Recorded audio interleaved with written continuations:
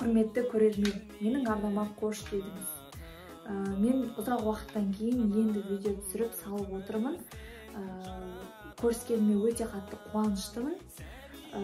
Бүгін сіздерге өздеріңіздің қалауларыңыз бойынша тағы да өте керемет әнді, заманнан қалмайтын хит әнді, сөзін Мұқағали Мақатаев жазған «Сәби болғым келеді» атты керемет тамаша әнді домбырада толық тартуды үйрететін боламын. Видео сабақты міндетті түрде соңына дейін көріңіздер. Мен де сіздерді өте қатты сағындым. Енді арасын суытпай тез видео салып тұратын боламын. Егер сіз менің арнама жаңадан қосылып отырған жан болсаңыз, дәл қазір айта кетейін, менің каналыма кіріп көрсеңіз, көптеген қазақша әндерге түсірілген дайын тегін видео сабақтарды көре аласыздар. Барлығы өте оңай, ешқандай нота жаттап әуре болмайсыз. Сандық нота арқылы түсінікті, кез келген қолында домбырасы бар адам, кез келген жастағы адам менің видео сабақтарымды көру арқылы қазақша әндерді домбырада шырқап үйрене алады. Міндетті түрде видеоны соңына дейін көріңіз. Каналыма кіріп, басқа видео сабақтарды көрсеңіз болады. Менің арнама тіркелмеген болсаңыз, дәл қазір подписаться деген кнопканы басып, тіркеліп қоюды ұмытпаңыз. Менің көрермендерімнің саны жақында 10 мың болайын деп жатыр. Сол 10 мыңға тез арада жеткізіп тастауға сіз де өз үлесіңізді қосыңыз. Дәл қазір сізге осы видео сабақ түсінікті болу үшін мынаны міндетті түрде білуіңіз керек. Жалпы менің түсіндіруім бойынша домбыраның ең жоғарғы жағында тұрған перне бұл 0. Ал мына ақ нүкте тұрған осы бірінші перне, яғни осыдан бастап санаймыз, ары қарай 1, 2, 3, 4, 5, 6, 7 болып кете береді. Мен дәл қазір сізге 7-ні бас десем 7-ні, 2-ні бас десем 2-ні, 4-ті бас десем 4-ті, қай перненің санын айтсам, сол пернені нақты анық басып отырсаңыз, қателеспесеңіз болғаны, сонымен қалғанын жаттап аласыз, өте оңай. Әнді домбырада шығаруды бастамас бұрын домбырамыздың құлағын дұрыстап алайық. Құлақ күйін мен қазір астын соль, ал үстін ре. Осы ноталарға келтірдім. Өткен сабақта, өткен видеоларымда мен домбыраның құлағын қалай дұрыстауға болатындығы туралы толық айтып өткен болатынмын. Ссылкасын төменге қойып кетемін. Видеоның міндетті түрде соған кіріп көрсеңіз болады. Егер дұрыстай алмайтын болсаңыз, өте оңай әдістері бар негізінде. Жалпы домбыраның құлағы осылай дұрыстадық, ал әннің қағысы, бұл әннің қағысы өте оңай. Алма кезек. Төмен, жоғары, төмен, жоғары, төмен, жоғары. Үнемі осы алма кезек қағысты шатаспай қағып отырыңыз.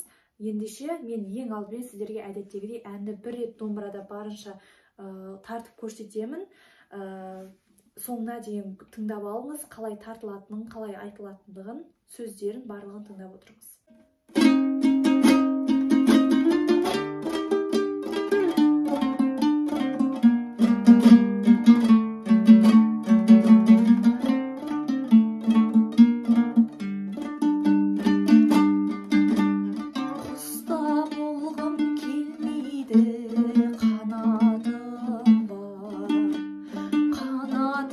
Күмістен жаратылған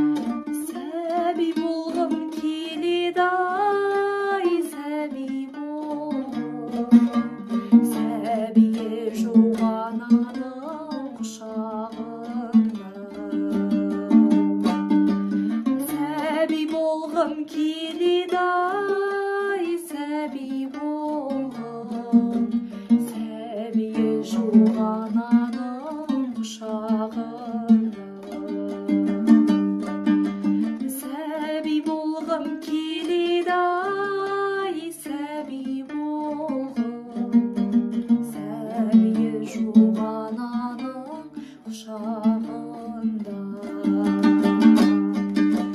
Сәби болғым келеді ай, сәби болғым, сәбиі жоқ ананың құшағында.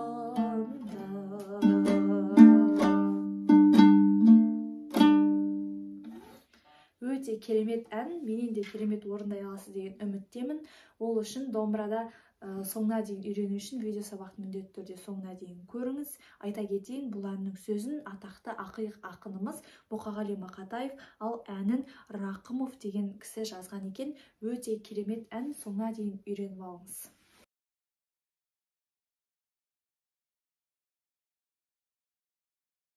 Ендеше әнді үйренуді бастайық. Бұл ән жалпы өзі 3 шумақтан құралған екен. Соның бірінші шумағын домбыраға түгел салсаңыз болды, қалған екеуі дәл соны қайталау болады. Домбырадағы әуен қайталана береді, сөздері ғана басқаша. Ендеше бірінші шумақтың бірінші қатарындағы сөздері: құста болғым келмейді, қанатым бар. Осы сөздерді домбыраға саламыз, мұқият қарап отырыңыз. Ең алдымен құста болғым келмей деген буындарды біз 6-шы пернені бірінші саусақпен осылай ұстап тұрып, 6 қағыс қағып айтамыз. Қағысымыз жаңа айтқанымдай алма кезек, төмен жоғары, төмен жоғары. Мұқият болыңыз. Құста болғым келмей. Енді келесі д деген буынды біз 2-ші пернені 2-ші саусақпен ұстап тұрып, 1-ші саусақпен ұстап тұрып, 2 қағыс қағып айтамыз. Д. Келесі қана деген буындарды біз 1-ші пернені 1-ші саусақпен ұстап тұрып, 2 қағыс қағып айтамыз. Қана. Т деген буынды айтатын кезде қайтадан 2-ні ұстаймыз. 2-ші саусақпен ұстадым бұл жолы. Т. Келесі деген буынды айтатын кезде қайтадан 1-ді ұстаймыз. 1 қағыс. Бар деген ең соңғы буынды айтатын кезде негізінде ортаны былай ұстау керек. Бар.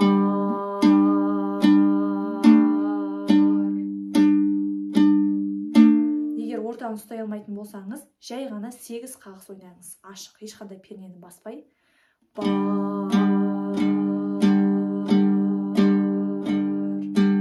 Осылай. Сіз үшін жай тартып көрсетіп жатырмын барынша. Енді бір рет осы бірінші қатарды толық тартып көрсетемін. Менімен бірге ілесіп тартуға тырысыңыз, жай орындаймыз. Құста болғым келмейді, қанатым бар.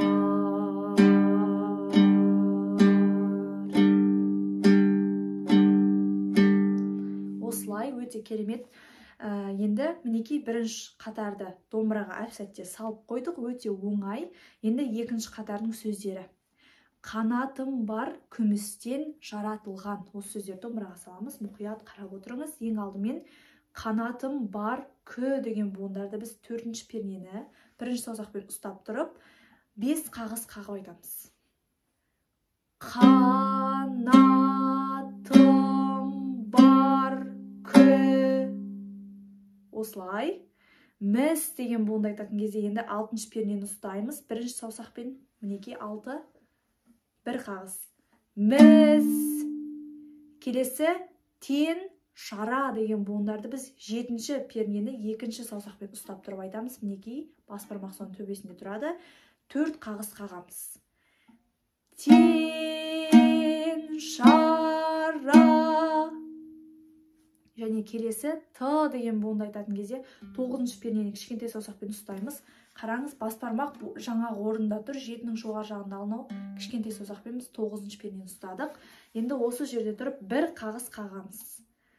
Т, ыл деген буынды айтатын кезде қайтадан дәл жаңағы орнымызға барамыз. 7-ні 2-ші саусақпен ұстаймыз. 1 қағыс.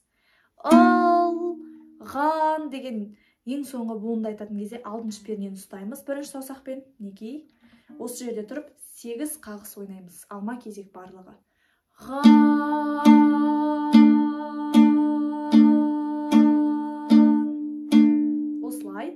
өте керемет. Мінекей қанатым бар күмістен жаратылған деген екінші қатар түгел салдық. Тағы да бір рет ілесіп, менімен бірге тартып көріңіз, жай бірге орындаймыз екінші қатарда. Қанатым бар күмістен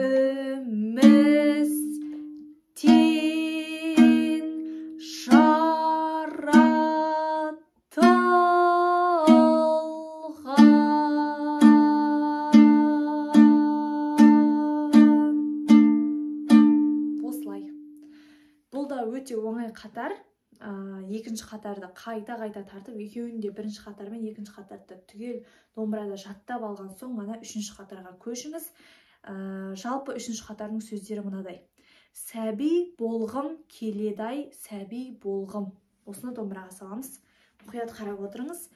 Ең алдымен сәби болғым ке деген буындарды біз 11-ші пернені ұстап тұрып айтамыз. Қараңыз, 11-ші перне дегеніміз мына перне. Осы. Одан соң осы жерде тұрып біз 5 қағыс орындаймыз. Сәби болғым ке.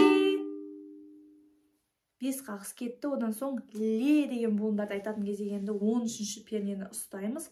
Оны бұл жолы бірінші саусақпен ұстаймыз да, неге 13 бір қағыс қағамыз. Ле, дай деген буындарды айтатын кезде біз 14-ші пернені ұстайды екенбіз. Ең төменгі жер осыны ұстаймыз да, 4 қағыс қағамыз. Екінші саусақпен ұстап тұрмын, қараңыздар, 4 қағыс қағамыз осы жерде. Дай. Осылай. Одан соң сәби деген келесі сөзі тағы да 13-ке барып айтамыз. Мінекей 13-ті бірінші саусақпен ұстаймыз. 2 қағыс қағамыз. Сәби. Және одан соң бо деген буынды айтатын кезде тағы да 14-ке бір рет барамыз. 1 қағыс, екінші саусақпен ұстадым осылай. 1 қағыс. Бо. Бол деген буынды айтатын кезде қайтадан 13-ке барамыз. Мінекей 1 қағыс қағамыз. Ол.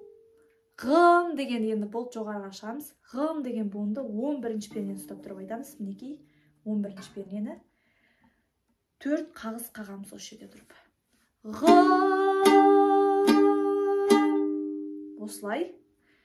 Сәби болғым келеді, сәби болғым деген сөздерді айттық. 3-ші қатар осымен аяқталды. Мұқият қараңыз, енді осыны бірге тартып көреміз. Төменгі жақта болған соң сәл күрделірек. Мұқият тартсаңыз негізінде оңай бірақ. 3-ші қатар. Сәби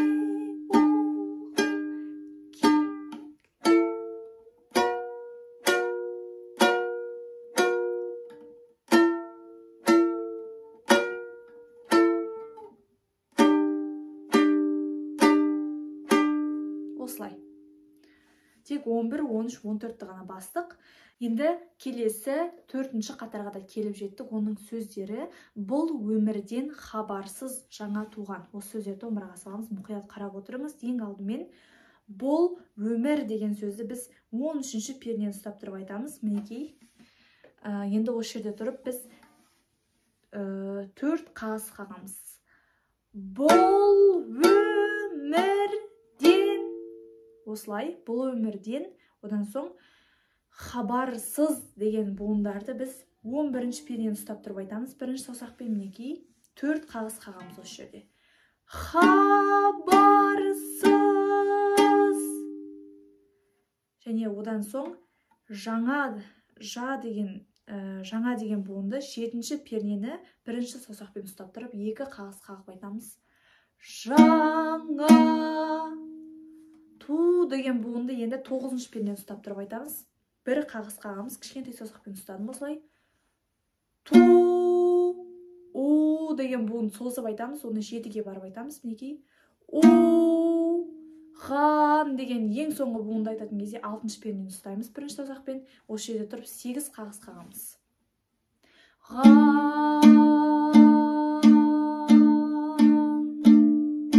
Осылай. Жалпы қараңыз, 4-ші қатар былай шықты. Мұқият бірге тартып көрейік. Бұл өмірден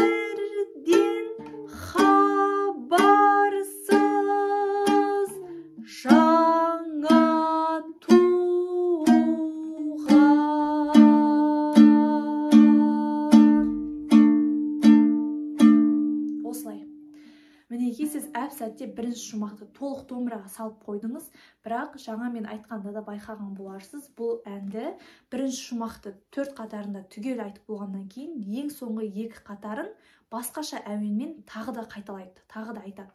Дәл қайырманың орнына, бұл әнде қайырма жоқ қой, сол қайырманың орнына ең соңғы 2 қатарын қайталап айтып отырады куплеттердің. Сол үшін біз енді дәл ең соңғы 2 қатар осы қазір ғана үйреніп қойған сәби болғым келеді-ай, сәби болғым, бұл өмірден хабарсыз жаңа туған деген ең соңғы 3-ші, 4-ші қатар тағы да қайталаған кезде басқаша әуенмен айтамыз, бірақ сөздер өзгермейді. Соны сіздерге үйретемін. Қазір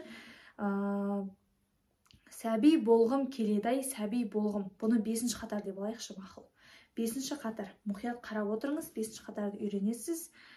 Ең алдымен сәби болғым ке деген буындарды біз 7-ші пернені 1-ші саусақпен ұстап тұрып 5 қағыс қағып айтамыз. Сәби болғым ке ле деген буынды айтатын кезде 9-ші пернені ұстаймыз. Кішкентай саусақпен 1 қағыс. Ле дай деген буынды айтатын кезде енді 11-ші пернені ұстаймыз. Қараңыз, 11-ге бұлай қарай дәл осылай жылжысаңыз болады. 11-ді ұстадық, бас бармақ 9-ның жоғары жағында тұрады. Осы жерде тұрып біз 4 қағыс ойнаймыз. Дай. Келесі сә деген буынды 6-ші пернені 6-ші пернені ұстап тұрып айтамыз. 1 қағыс қағамыз, 1-ші саусақпен ұстаймыз. Сә би деген буынды айтатын кезде 4-ші пернені ұстаймыз, 1 қағыс. Би. Бол деген буынды айтатын кезде 6-шы буын. Бо. Ол деген буынды айтатын кезде 4-ші пернені ұстаймыз, 1 қағыс. Ол. Ғым деген ең соңғы буынды айтатын кезде 2-ші пернені ұстаймыз, осылай 4 қағыс қағамыз. Ғым. Осылай. Жалпы бәрін түгел тартқан кезде бұл 5-ші қатар дейік бұлай шығады. Мұқият қарап отырыңыз, менімен бірге тарталсаңыз, ілесіп тартып көріңіз. Сәби болғым келе дай. Сәби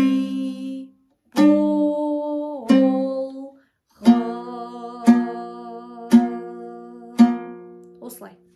Өте керемет. Мінекей бұл қатарды шығардық. Енді ең соңғы бір ғана қатар қалды, әуені басқаша. Жаңағы сөздер бұл өмірден хабарсыз жаңа туған. Өте оңай бұны үйрену. Мұқият қарап отырыңыз. Бұл өмірден ха деген буындарды 1-ші пернені ұстап тұрып 5 қағыс қағып айтамыз.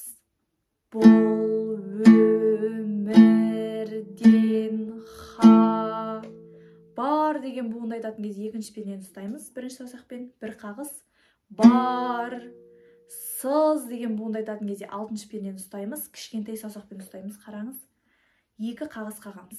Сыз. Жаңа деген буынды 1-ші пернені ұстап айтамыз, қайтадан 1 қағыс, 2 қағыс. Жаңа. Ту деген буынды айтатын кезде 2-ші перне. Ту. У деген буынды айтатын кезде 1-ші перне. У. Ған деген ең соңғы буынды айтатын кезде негізінде ортаны ұстаймыз.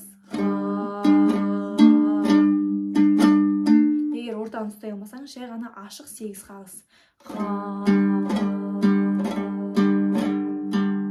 Осылай. Өте керемет үйрене алдыңыз деген үміттемін. Ең соңғы қатарда бір рет менімен бірге ілесіп тартып көріңіз. Жалпы бұлай болу керек.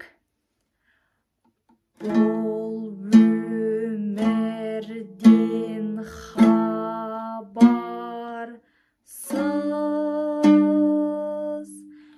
жаңа туған.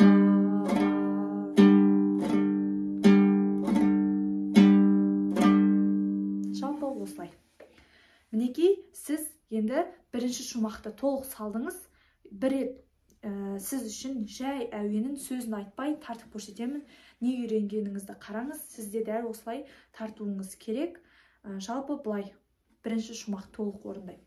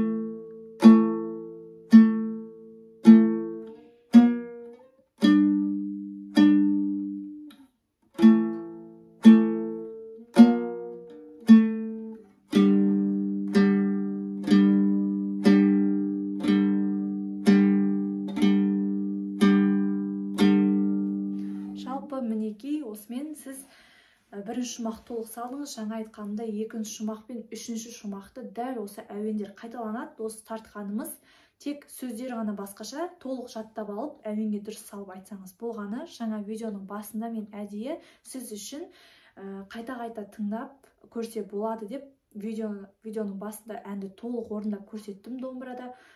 Қате жерлері болса, соған қарап қайта-қайта тартып үйренсеңіз болады. Өзіңіз тез қағысқа салсаңыз да болады. Жалпы тез қағысқа қалай салатындығы туралы менің арнамда видео сабақ бар арнайы.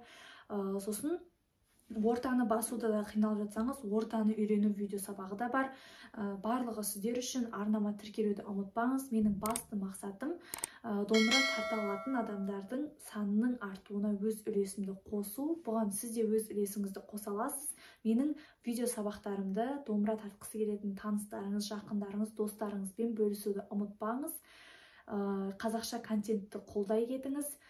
Ендеше келесі видеода кездескенше сау болыңыз.